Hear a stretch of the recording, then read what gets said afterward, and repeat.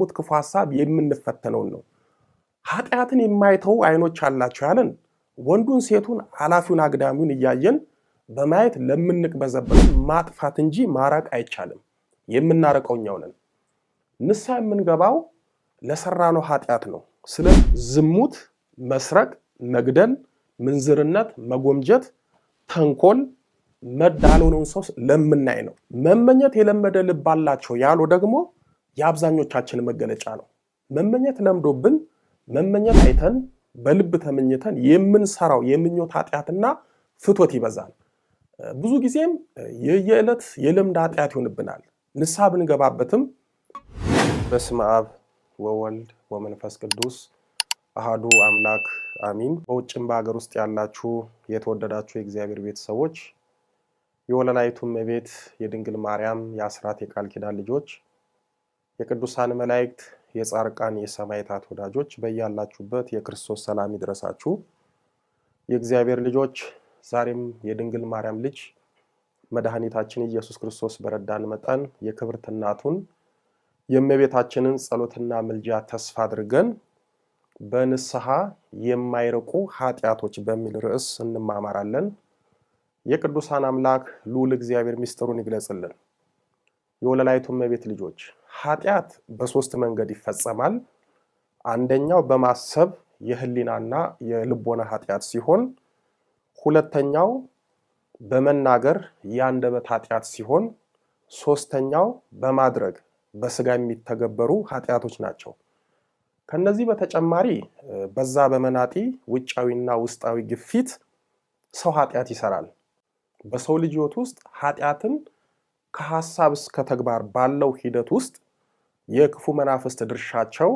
ጉልህ መሆኑ ቢታወቅም እኛና የለበስነው ስጋ ደግሞ ቀጥተኛ ተሳታፊ ናቸው ስለሆነም ራሳችንን ዞር ብለን ከማየትና ከመፈተሽ አንፃር የክፉ መናፍስት እንዳለ ሆኖ ራሳችንን እንመለከታለን ከነዚህ ውስጥ ሁለቱ ማለትም የአንደበትና የድርጊት ኃጢያቶች የተግባር ስለሆኑ አንደኛውን ብቻ የሐልዮ ወይም በማሰብ የሚፈጸመውን ኃጢያት በዝርዝር እንመለከታለን የመብራን ልጆች የትምህርታችንን ርዕስ ሰምታችሁ ደግሞም በንስሐ የማይርቅ ምን ኃጢያት አለ ብላችሁ ግራ አትጋቡ እኔ እያልኳችሁ ያለሁት በንስሐ የማይርቁ ኃጢያቶች እንጂ በንስሐ ይቅር የማንባለው በንስሐ የማይሰረይ በንስሐ የማይጠፋ በንስሐ የማይደመሰስ ኃጢያት የለም አላልኩም እውነተኛ ንስሐ የማይደመሰስ ኃጢያት የለም የትኛውም ኃጢያት ከንስሐ በታች ነው የትኛውም ኃጢያት ከእግዚአብሔር ቸርነት በታች ነው የትኛውም ኃጢያት ዝሙት በሉ ጽንስ ማስወረድ በሉ ግሎሲ መፈጸም በሉ የወሲብ ቪዲዮ መመልከት በሉ መስረቅ መዋሸት ሰው ማማት የሰው ነፍስ ማጥፋት በሉ ሌላም በሉ እነዚህ ሁሉ ኃጢያቶች ከንስሐ በታችና ከእግዚአብሔር ይቅርታ በታች ናቸው ልብ በሉ በንስሐ ኃጢያትን ማጥፋት እንጂ ማራቅ አይቻልም የምናረቀውኛው ነን ንስሐ የምንገባው ለሰራነው ኃጢያት ነው ስለዚህ ሰርተን ያለፍነው እየሰራን ያለነውን ኃጢያት ነው በንስሐ የምናስደመስሰው ኃጢያትን ማራቅ ግን ቅድመ ሁኔታ ስለሆነ በንስሐ ሳይሆን በራስ ጥረት በእግዚአብሔር እርዳታ የሚደረግ ነው እኛ በንስሐ ሳይሆን በተጋድሎ በጸሎት በስግደት ራስን በመግዛት በተለይ ለኃጢያት ቅርብ የሆኑትን የስሜት ሕዋሳቶቻችንን በመግራት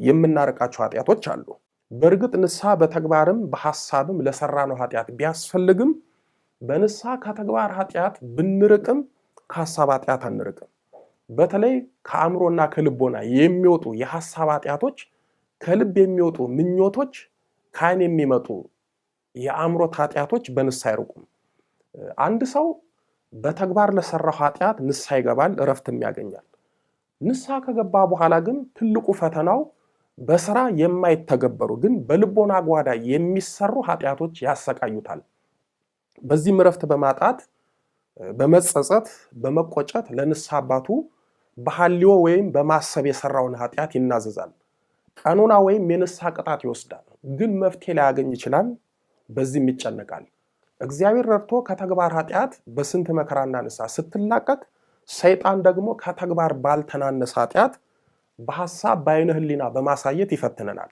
በዚህም ከተግባር ኃጢአት ስንላቀቅ ከሐሳብ ኃጢአት እንዳንላቀቅ ያደርገናል። አንድ ሰው የሐሳብ ኃጢአትን ቸል የሚለው በሐሳብ እንጂ በተግባር አልፈጽምም ከሚል የስንፍና ሐሳብ ነው። ሁሉም ኃጢአቶች ከሐሳብ ተነስቶ እንደሚሰራ መዘንጋት የለብንም። ከአንድ ሰው ልብ ውስጥ ክፋትና በጎነት ይመነጫሉ። ሰው በዚህ ተፈጥሮ ከምድራውያን ብቸኛው ነው። ሰው ክፉና በጎ ሐሳቦችን በአንድ ልቡ በፈረቃ እያስተናገዳቸው ይኖራል። የሚገርመው የሰው ልብ መልካሙን እንጂ ክፉን ሐሳብ እንዳያስብ አልተፈጠረም። ሰው ክፉን ባሰበ ቁጥር ከእግዚአብሔር በኃጢአቱ እየራቀ በመሄድ አንድ ልቡን ለሰባትና ለእልፍ አጋንንት ማደሪያ ያደርገዋል። ሉቃስ 11:5 እና ማርቆስ 5:13ን መመልከት ይቻላል። ወዳጆቼ የኃጢአት ሁሉ መሰረት ምኞት ነው። ከምኞት ነው ተግባር የሚከተለው። ስለዚህ የበጎም የክፉም ነገር መነሻው የልባችን ስሜትና የህሊናችን ሐሳብ ነው። በእርግጥ በምኞት ኃጢአት እንድንቃጠል የሰይጣን ድርሻው ከፍተኛ ቢሆንም ተጠያቂው ስጋችን ወይም እኛ ነን። በንስሐ የስጋ ንጽህናችንን ብናገኝም በሐሌው ወይም በሐሳብ ኃጢአት የህሊናችንን የልቦናችንን ንጽህና እናጣለን። ስለዚህ በየዕለት በሚደረግ መንፈሳዊ ተጋድሎ የህሊናና የልቦና ቅድስናችንን ማነጽ እንችላለን። ወዳጆቼ የህሊናና የልቦና ኃጢአቶች የውስጥ ኃጢአት በመባል ይታወቃሉ። እነዚህን ሐዋርያው ቅዱስ ማርቆስ በማርቆስ ወንጌል በምዕራፍ 7 ቁጥር 21 እስከ 23 ላይ እንዲህ በማለት ጥሩ አድርጎ ዘርዝሯቸዋል። ከውስጥ ከሰው ልብ የሚወጣ ክፉ ሐሳብ ዝሙት፣ መስረቅ፣ መግደል፣ ምንዝርነት፣ መጎምጀት፣ ተንኮል፣ መዳራት፣ ምቀኝነት፣ ስድብ፣ ትዕቢት፣ ስንፍና ናቸውና ይህ ክፉ ሁሉ ከውስጥ ይወጣል ሰውንም ያረክሷል በማለት ውስጣዊ ቅድስና ውስጣዊ ንጽህና እንዳይኖረን እንደሚያደርጉን ጽፎልናል። ቅዱስ ጳውሎስም በሮሜ መልእክቱ በምዕራፍ 8 ቁጥር 13 ላይ የሰውነትን ስራ ብትገድሉ ያለው እነዚህን ክፉ ስራዎችን ነው። እነዚህ የተዘረዘሩት ኃጢአቶች አብዛኞቻቸው የተግባር ኃጢአቶች ናቸው። ቅዱስ ማርቆስ ግን ምንጫቸው ክፉ ሐሳብ ስለሆነ ነው የውስጥ ኃጢአቶች በማለት ጠቅልሎ የገለጻቸው። ሰው ህሊናና ልቦናው የጽድቅ መዝገብ የመንፈስ ቅዱስ ማደሪያ ወይም ማረፊያ ነው።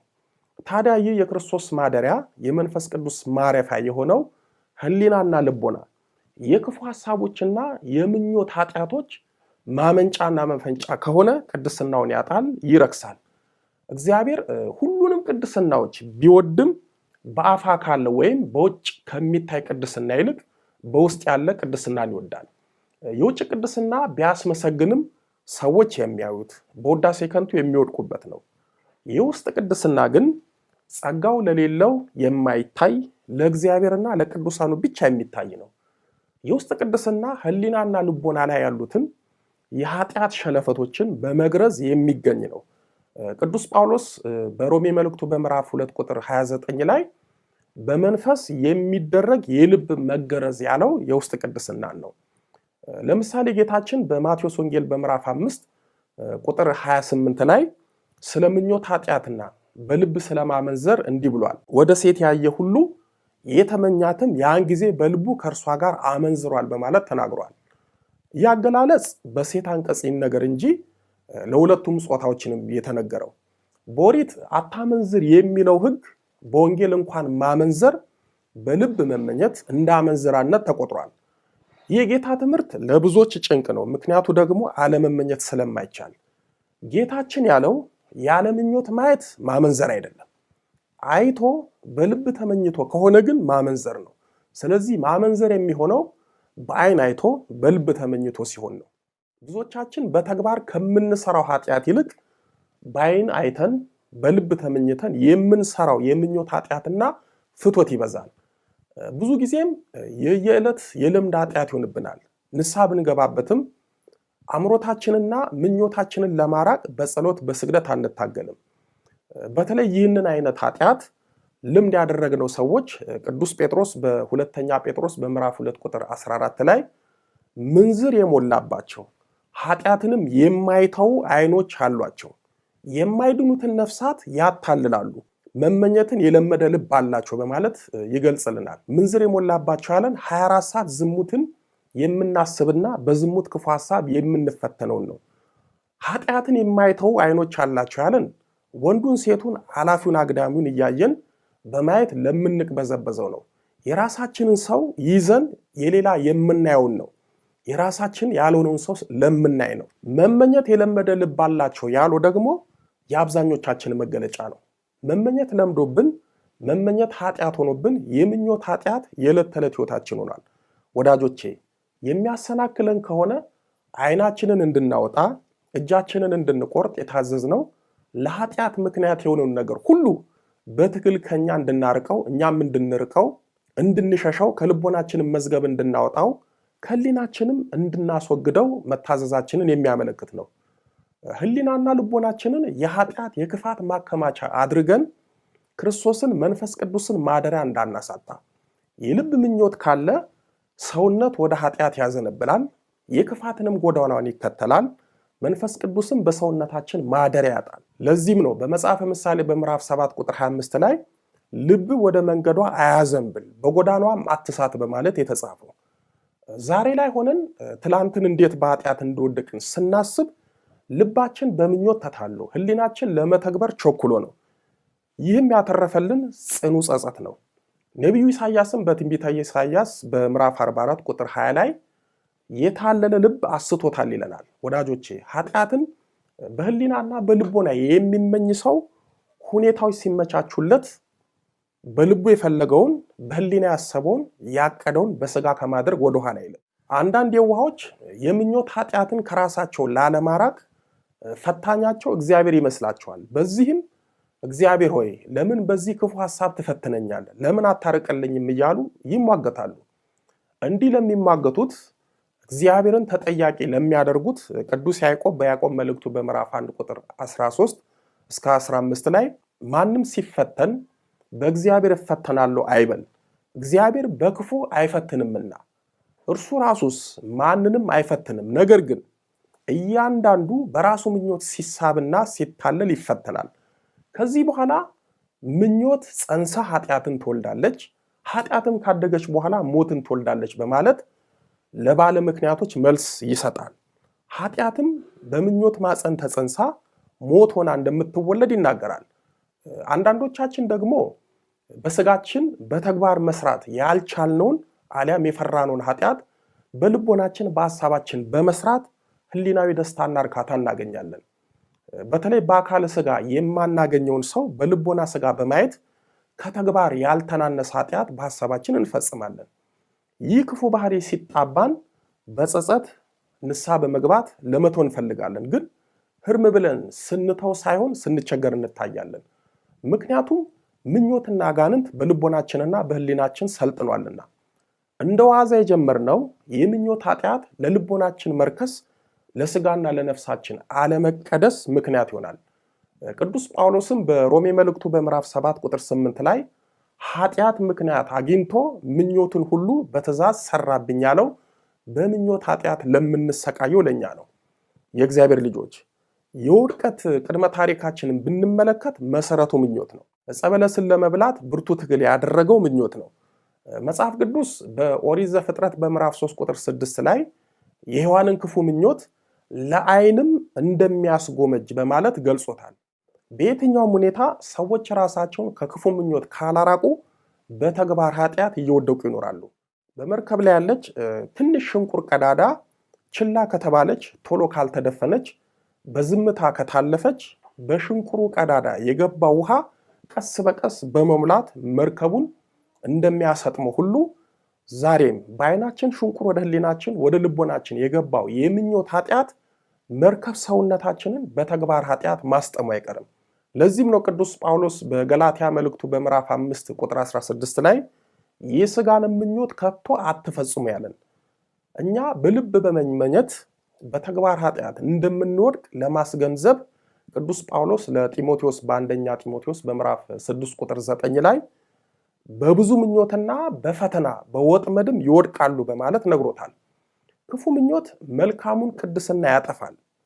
ክፉ ምኞት የውስጥ ቅድስናን እንዳናገኝ ያደርገናል። ክፉ ምኞት በክፉ ፍላጎት እንድንጠመድ ያደርገናል።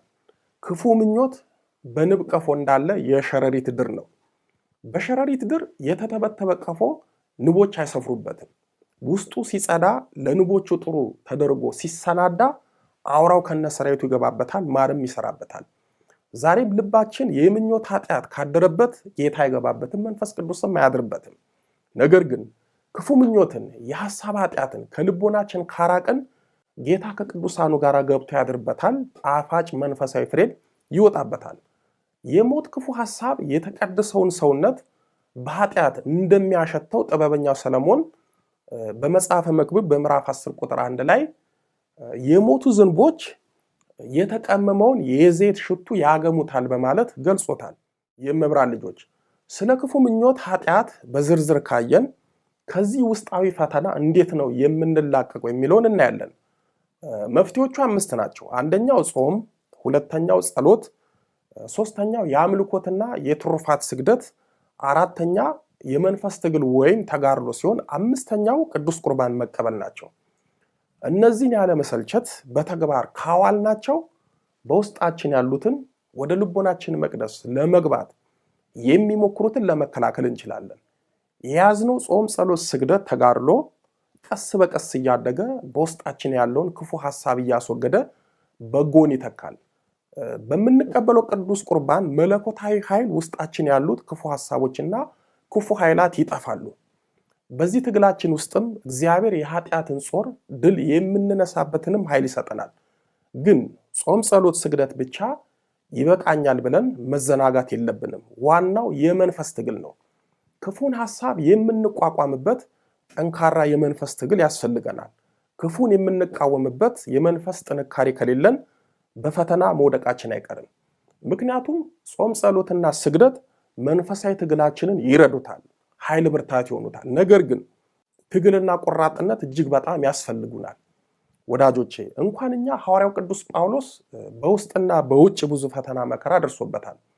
ፈተናውን እንዴት እንደተቋቋመ፣ ስጋውን እንዴት መግዛት እንደቻለ በአንደኛ ቆሮንቶስ በምዕራፍ 9 ቁጥር 27 ላይ ስጋዬን እየጎሰምኩ አስገዛዋለሁ በማለት ገልጿል።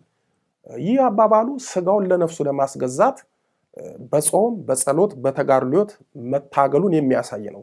ዛሬም እኛም ቅዱስ ጳውሎስንና አባቶቻችንን አብነት አድርገን ከክፉ ምኞት ካላስፈላጊ ስጋዊ ፍላጎት ለመራቅ ስጋችንን መጎሰም አለብን።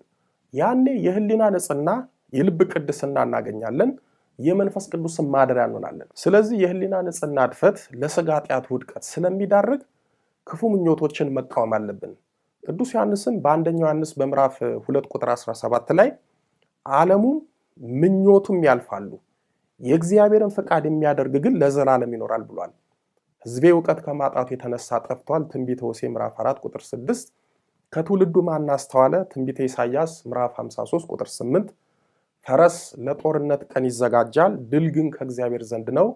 መጽሐፈ ምሳሌ ምዕራፍ 20 ቁጥር 31። ያስተማረን የመከረን የአባቶቻችን አምላክ ልዑለ ባሕርይ ቅዱስ መድኃኔ ዓለም ኢየሱስ ክርስቶስ ክብር ምስጋና ይድረሰው። ድንግል ስንላት ጌታን ወልዳ የተገኘች፣ ጌታን የወለደች ስንላት ድንግል የሆነች፣ ስሟን ለመጥራት ከሰማይ ከምድር የከበደች መንበረ ፀሐይ መንበረ ሥላሴ የጌታችን የመድኃኒታችን የኢየሱስ ክርስቶስ እናት ወለላይቱ እመቤት ድንግል ማርያም ምስጋና ይድረሳት። አሜን።